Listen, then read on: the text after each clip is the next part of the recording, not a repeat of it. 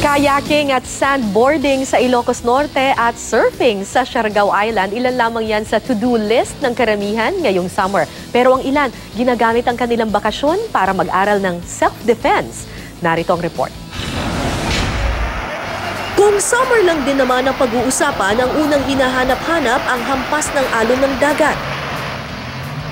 Kaya naman ang mga turista dagsa sa Siargao Island sa Surigao del Norte para maranasan ang sarap ng surfing sa lugar.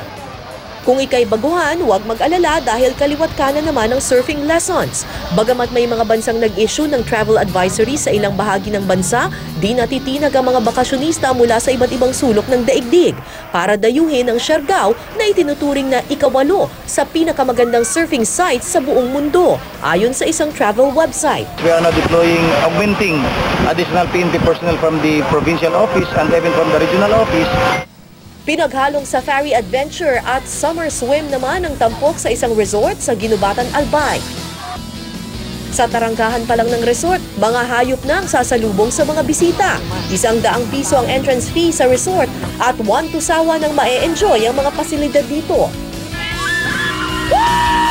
Sa mga naghahanap naman ng adrenaline rush ngayong summer, pwedeng bisitahin ang sand dunes ng Lawag, Ilocos Norte.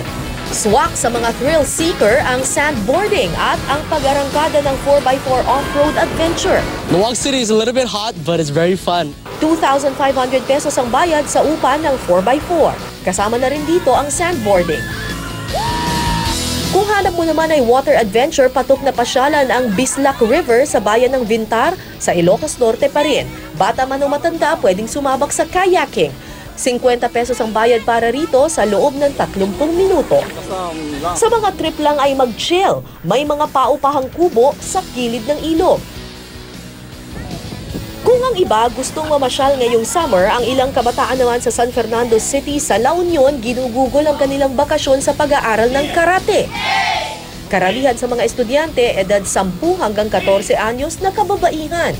Napapanood nila mostly rape, bullying, yan. Kaya kailangan disiplinahin yung sarili nila. Nag-enjoy po. Tapos, Hindi naman po masakit kung nag-exercise kami.